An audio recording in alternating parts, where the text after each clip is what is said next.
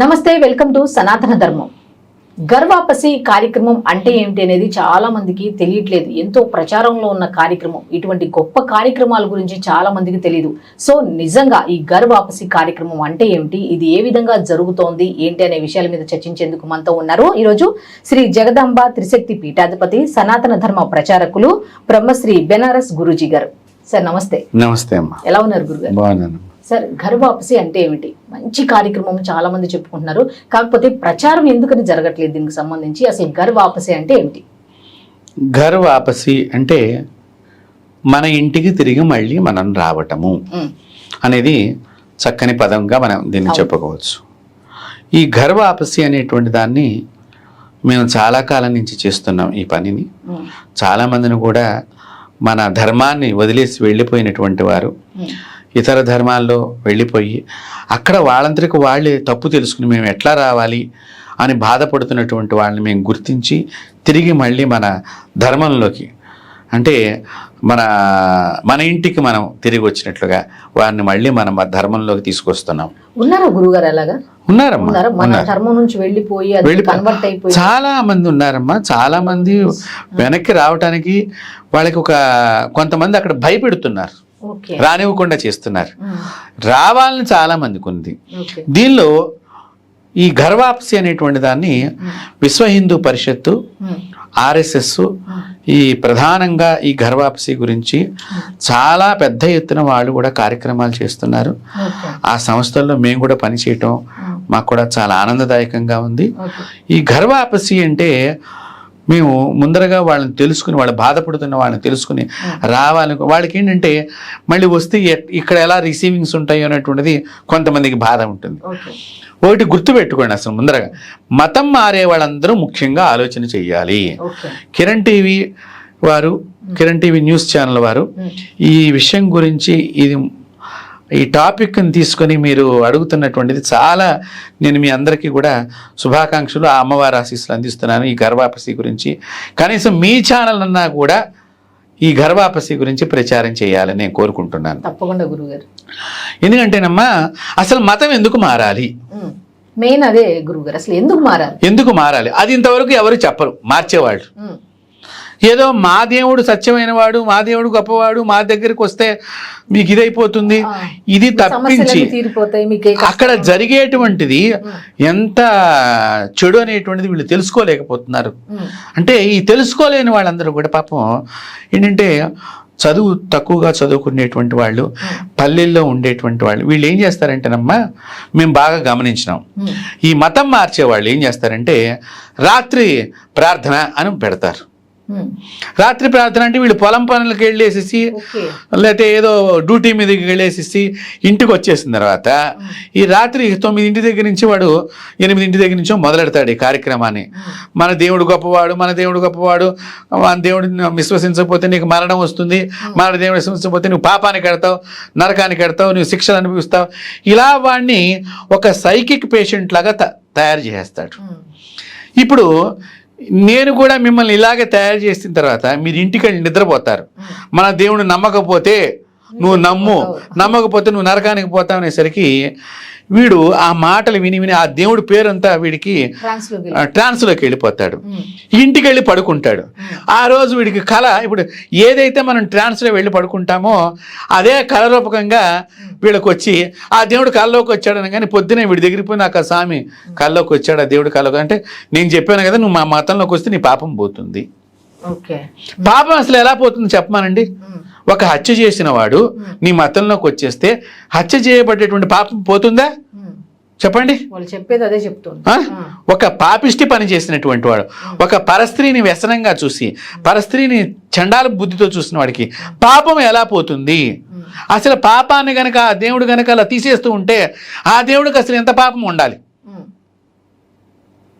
ఇది పాపాలను పోవమ్మా. స్త్రీ అంటే భారతీయ సనాతన ధర్మంలో ఈ స్త్రీ అంటే ఎంతో గొప్పది, పూజింపబడేది. ఎక్కడ స్త్రీ పూజింపబడుతుందో, ఎక్కడ స్త్రీ గౌరవింపబడుతుందో, ఎక్కడ స్త్రీ రక్షింపబడుతుందో, ఎక్కడ స్త్రీ నమస్కరింపబడుతుందో అక్కడ లక్ష్మీదేవితో విష్ణుమూర్తి ఉంటానన్నాడు. నేను ఒక్కడనే ఉంటానని చెప్పలా. అక్కడ పరమేశ్వరుడు పార్వతితో ఉంటానన్నాడు, నేను ఒక్కడనే ఉంటానని చెప్పలా. అంటే ఏమిటి? స్త్రీని రక్షించాల్సి. అలాంటి స్త్రీకి మనం తప్పుడు పనులు చేసిన వాడికి మన దగ్గరికి వచ్చేసి ప్రార్థనలో పాల్గొంటే ఎలా పాపం పోతుంది మీరు చెప్పండి. కాబట్టి ఇలాంటి అనవసరమైనటువంటి ప్రేలాపాలను చేసి ఈ పక్క ధర్మాన్ని నువ్వు చెడుగా మాట్లాడటము, పక్క ధర్మం గురించి చెడుగా బోధించటము, ఇవన్నీ చెప్పేసరికి ఏంటంటే ఇక్కడ మన ధర్మంలో ఏమైందంటే నువ్వు పాపము అనే ఆలోచన వస్తేనే నీకు పాపం వచ్చేస్తుంది. అంత కఠినంగా చెప్పబడింది శిక్ష. ఎందుకంటే ఆ కఠినమైనటువంటి శిక్షలను తప్పించుకోవడానికి వీళ్ళందరూ ఇప్పుడు పక్క మతంలోకి పారిపోతున్నారు. పాపం చేసి కూడా అక్కడ శిక్ష ఉండదు.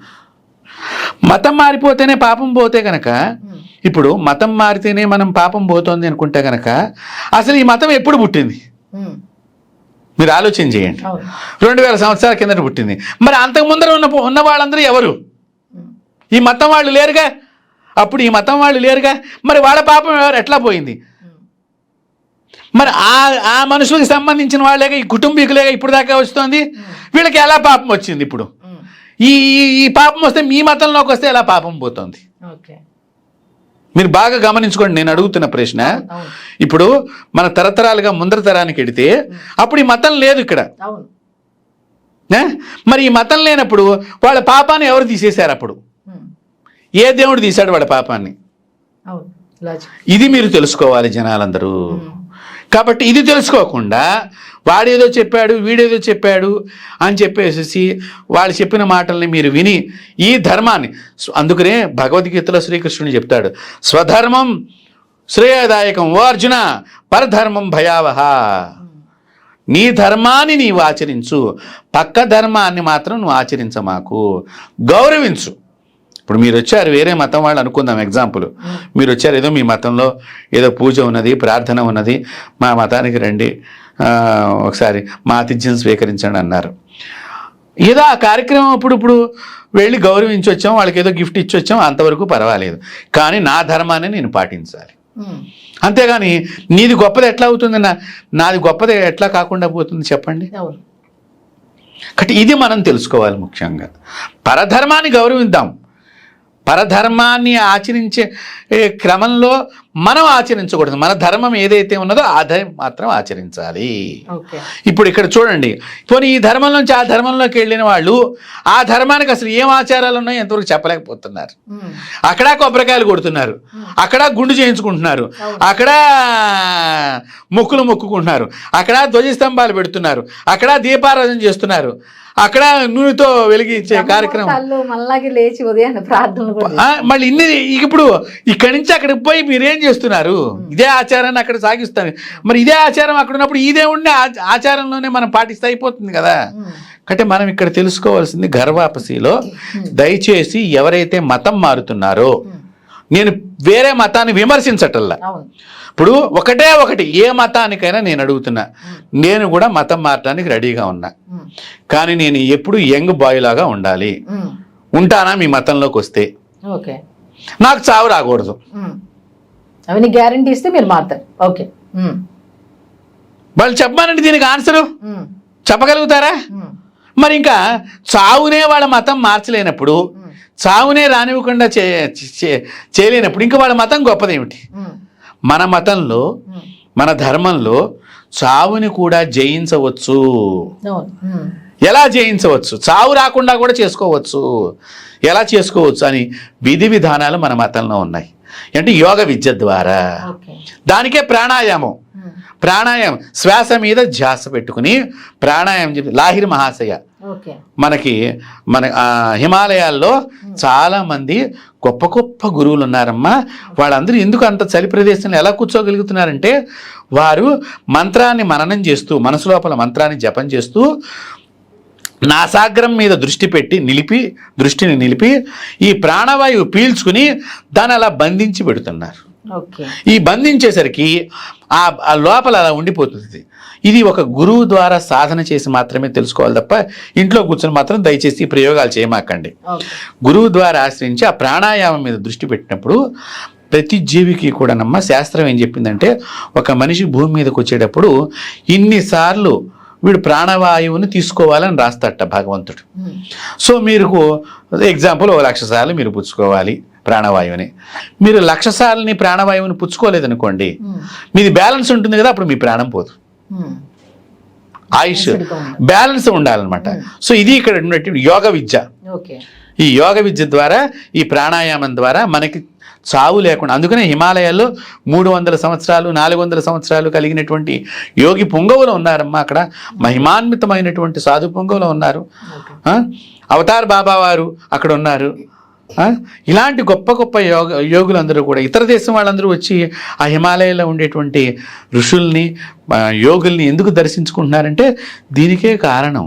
ఓకే గురుగారు, ఇందాక గర్వాప్సిలో కొంతమంది వెళ్ళిపోయిన వాళ్ళు తిరిగి మళ్ళీ ఈ ఆచారాల్లోకి మన మతాల్లోకి తిరిగి రావాలనుకున్నప్పుడు వాళ్ళు భయపడుతున్నారు అని అన్నారు కదా, ఎందుకు వాటు వెళ్ళిపోయిన వాళ్ళ గురించి భయమా, లేకపోతే తిరిగి మీ దాంట్లోకి రావటం వల్ల దేనికి భయపడుతున్నారు? అంటే ఇక్కడికి రావటానికి వాళ్ళకి చాలా మనసు ఉంటుంది. అక్కడ తెలిసిపోయింది, వెళ్ళిన తర్వాత అక్కడ ఏమీ ఉండదు, మన కష్టం మనమే పడాలి. అదే చెప్తున్నా కదా, మీరు మతం మారి మీతో చెప్తూ ఉంటారు విషయంలో భయం వేస్తుందని. అంటే అక్కడ మతం మారిన తర్వాత వాళ్ళు ఇటు వచ్చేస్తుంటే వాళ్ళు ఏమైనా మనల్ని కొడతారేమోనని భయం, వాళ్ళు ఏమైనా మన ప్రాణానికి ఏమైనా ఇబ్బంది ఉంటుందేమోనని భయం. అలాంటివి మేము గమనించడం జరిగింది. రెండవది, ఇక్కడికి వచ్చిన తర్వాత మళ్ళీ ఇక్కడ వాళ్ళు కూడా వీళ్ళని స్వీకరించడానికి అంత తొందరగా వాళ్ళని యాక్సెప్ట్ చేయగలుగుతారా లేరా అనేది. ఎందుకంటే ఇన్ని రోజులు మనం కొన్ని వ్యతిరేకంగా ప్రవర్తించి ఉంటాం కదా. ఇప్పుడు ఎట్లా అయిపోయిందంటే మతం మారినటువంటి వాళ్ళు ప్రసాదం తింటే పాపం. ఇప్పుడు రైతు ఆహారం పండించకపోతే మనకు ఆహారం ఎక్కడి నుంచి వస్తుందమ్మా? రైతు భూదేవిని నమ్ముతాడు, ఈ భూదేవి అని నమస్కారం చేస్తున్నాడు. మరి ఆ భూదేవి మన హిందూ దేవతేగా, మరి అక్కడ వాళ్ళ దేవత ఎక్కడ ఉన్నది? లేదుగా, వాళ్ళ దేవత భూదేవికి లేదుగా వాళ్ళకి. కానీ మరి ఆ దేవత ఎవరు? మన దేవతే. మరి మన దేవత దగ్గర ప్రసాదం వాళ్ళు ఎలా స్వీకరిస్తున్నారు? కానీ ప్రసాదం తినరు వాళ్ళు, ప్రసాదం పడేస్తారు. తర్వాత వాళ్ళ మతం లోపలికి రాకపోతే వాళ్ళ ఇంటికి వీళ్ళు వెళ్ళి భోజనం చెయ్యరు. ఇప్పుడు మీరు మతం మారారనుకోండి, మీ చుట్టాల ఇంటికి మీరు భోజనం చేయడానికి వెళ్ళరు. మేము ఈ మతంలో ఉన్నాము, మా మతానికి వస్తేనే మీ ఇంట్లో భోజనం చేస్తాము అని మళ్ళీ వీళ్ళు డిమాండ్లు. ఇలా కొంతమందిని వాళ్ళు ఛాందసమైనటువంటి వాదనలా, ఇవి ప్రపంచానికి తెలియటల్లా. ఇందాక కూడా మీరు సనాతన ధర్మాన్ని కొంతమంది వ్యాఖ్యానాలు చేశారు చూసారా, ఇలాంటి మరి ఈ మతంలో మరి ఇవన్నీ ఏంటివి? ఒకటి గుర్తు పెట్టుకోవాలి మనం అందరం కూడా, దేవుడు అందరినీ సమానంగా చూస్తాడు. దేవుడు అంటే చంపేవాడు కాదు, ప్రేమించేవాడు. దేవుడు అంటే ధర్మాన్ని ఆచరించకపోతే శిక్షించేవాడు. కాబట్టి ధర్మం అనేటువంటిది ప్రతి చోట ఉండాలి. కాబట్టి నీ ధర్మం వదిలేసుకుని నువ్వు వేరే మతంలోకి వెళ్ళిపోయి మళ్ళీ చాలా, మేము అందుకనే గర్వాపసి వచ్చినటువంటి వాళ్ళని ముఖ్యంగా మేము అక్కడ వాళ్ళందరినీ కూర్చోబెట్టి శుభ్రంగా స్నానం అంతా చేయించి కూడా గాయత్రి హోమం ద్వారా, గాయత్రి అనేటువంటిది సర్వపాపాలని పోగొట్టేటువంటిది. సో మేము గాయత్రి హోమం చేయించి ఆ గాయత్రి హోమంలో మళ్ళీ అసలు గర్వాపసి అనేది కార్యక్రమం చేపట్టడానికి గల ముఖ్య ఉద్దేశం ఏంటంటేనమ్మా, ఇతర దేశాల్లో కూడా మీరు బాగా గుర్తుపెట్టుకోండి, ఆఫ్రికన్ కంట్రీస్లో ఎన్నో రకాలైనటువంటి, ఇప్పుడు మన దగ్గర చెంచులు, కొండ జాతి వాళ్ళు, కోయ జాతి వాళ్ళు, ఆఫ్రికన్ కంట్రీస్లో అలాంటి జాతులన్నీ నాశనం అయిపోయినాయి అమ్మ ఈ మతం మారటం వల్ల. మరి అక్కడ ఏమందాం మనం? ఇక్కడ మన దేశంలో వాళ్ళని మనం పోట్లాడుకుంటున్నాం కదా, మరి అక్కడ జరిగినటువంటి అపచారం ఏమిటి? మీరు చెప్పండి. మరి ఆ ఒక దేశానికి సంబంధించిన ఒక జాతిని, ఒక ఆచారాన్ని, ఒక దాన్ని నువ్వు నాశనం చేసేస్తున్నావు. సో అది తప్పు. నీ ధర్మం ఏదుందో చెప్పుకో, మన ధర్మాన్ని విను, గౌరవించు, ఒకరినొకరు గౌరవించుకుందాం. అంతేగాని అసలు పాపం అనేటువంటి దాంతో నీకు పాపం వచ్చేస్తుంది ఆ మతంలో ఉంటానని భయపెట్టేసి సైకలాజికల్గా వీక్ చేసి వాళ్ళని మత మార్పిడి చేసుకుంటున్నారు. ఇది చాలా తప్పు. అందుకని ఇలాంటి సంస్థలన్నీ కూడా మేము కూడా ఆ గర్వాపసి ద్వారా చాలామందిని తీసుకురావడం జరిగింది వెనక్కి. గర్వాపసి అనేటువంటిది ఈ రోజున చాలా ముఖ్యమైన కార్యక్రమాలు చేస్తోంది. కాబట్టి దీనిలో అందరూ భాగస్వాములు కావాలి. మీ ఛానల్ ద్వారా కూడా నేను మిమ్మల్ని కూడా, మీ సంస్థ అధినేతను కూడా అడుగుతున్నాను, ఈ గర్వాపసికి మీరు ప్రచారం చేయాలి అని కోరుకుంటున్నాను. నమస్తే.